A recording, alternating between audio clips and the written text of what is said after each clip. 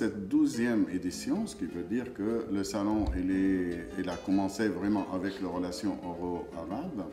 Et nous souhaitons vraiment donner la lumière après les événements qui s'est passé en Tunisie et également avec cette dernière réunion de G8 à Paris et également l'attribution de certaines aides pour la Tunisie ou pour les pays qu'il y a eu certains changements au niveau de pouvoir. En tous les cas, avec ce salon, nous avons eu le plaisir ou l'honneur également de recevoir chez nous le ministre de Commerce et le ministre également de Tourisme. Monsieur le ministre, bonjour, soyez les bienvenus au salon TexMed et avec notre téléspectateur. Ma première impression, c'est une grande impression de fierté, parce que je crois que le salon a été organisé de manière extraordinaire, dans des conditions certes difficiles. Nous avions peur qu'il n'y ait pas de monde, et j'ai vu beaucoup de gens, beaucoup de professionnels.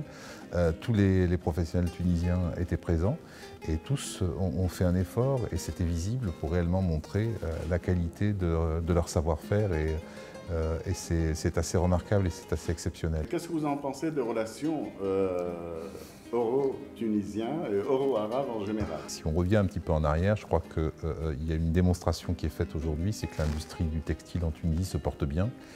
Et si elle se porte bien, à mon sens, il y a 3 raisons. La première, c'est qu'elle a su prendre le virage il y a 7-8 ans, quand la Chine a commencé à dominer l'industrie mondiale du textile. Je crois que la Tunisie, à qui on prédisait une fin, a réussi à se régénérer en trouvant un positionnement nouveau, un positionnement de niche, un positionnement un petit peu plus haut de gamme, un positionnement de réassort, et a su, de mon point de vue, construire une vraie industrie totale, avec sa partie créative, sa partie design et puis sa partie fabrication. La deuxième chose, c'est que la révolution tunisienne est une révolution pour la dignité, contre les injustices sociales, pour le travail. Et je remarque sur les 3 premiers mois de l'année que les exportations dans le domaine du textile ont progressé de plus de 18%. Et ce n'est pas l'effet d'un stock du dernier trimestre de l'année, puisque nous travaillons en flux tendu. C'est la démonstration que les injustices sociales, la dignité, le respect de l'être humain étaient des choses qui n'existaient pas dans cette industrie. C'est une industrie qui a souffert le moins possible de dommages, de grèves, parce qu'apparemment elle respecte, ou elle respectait depuis sa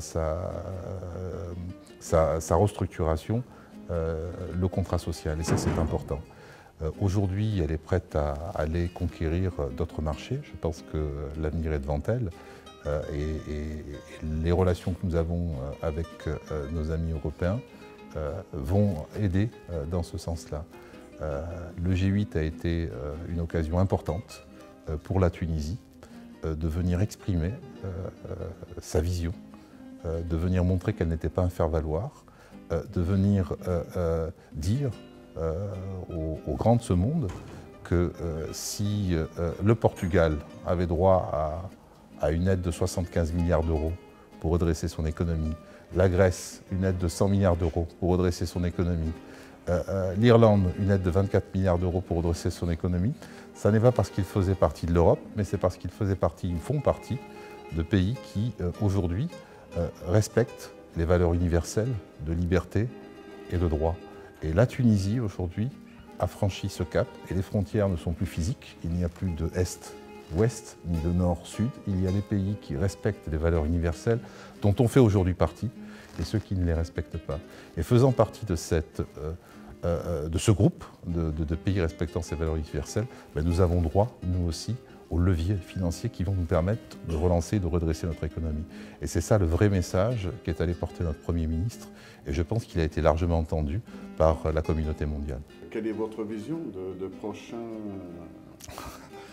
prochains mois de tourisme? Alors, le tourisme est une des industries phares de ce pays, et c'est sûr que c'est une industrie qui a été fortement endommagée, puisque la révolution a entraîné énormément d'annulations et nous a obligés à aller chercher une autre typologie de clients. Nos clients historiques, les clients qui ont l'habitude de venir en Tunisie sont des familles qui réservent leurs vacances en janvier, février, mars et qui naturellement sont partis ailleurs et ne reviendront pas en Tunisie cette année. Donc il a fallu qu'on déploie une stratégie de marketing et de communication qui nous permette d'aller chercher ces clients qui se décident à la dernière minute. C'est last minute et c'est cette campagne-là que nous avons lancée pendant tout le mois de mai, très ciblée, pays par pays, pour essayer de faire en sorte de sauver ce qui pouvait être sauvé cet été. Alors pourquoi cet effort important déployé par le gouvernement tunisien?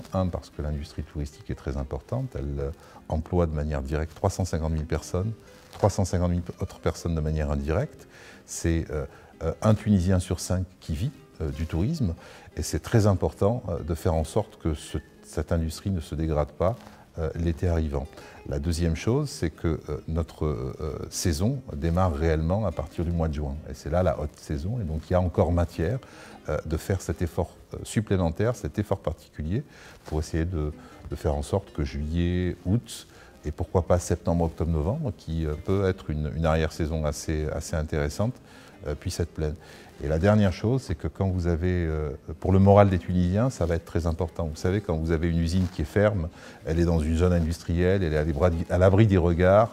Par contre, quand un hôtel est fermé, c'est tout un écosystème qui est fané. Ce sont les restaurants, ce sont les commerces, ce sont les artisans qui, eux aussi, sont en berne. Et pour le moral des troupes, c'est pas très intéressant. Donc tous les efforts que l'on peut faire pour faire en sorte que les touristes viennent nous voir, viennent visiter cette Tunisie nouvelle, viennent communier avec ces Tunisiens qui ont envie réellement de raconter ce qu'ils sont, de montrer ce nouveau pays, ce sont des efforts que l'on va redoubler pour faire en sorte que cet été soit le plus agréable pour l'ensemble des Tunisiens qui travaillent dans cette profession.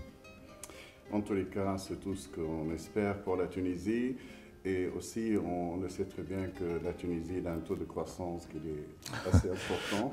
Et également, il a des cadres qui font diriger ce pays. Donc, on est confiant et j'espère que la vie économique reprendra très bien.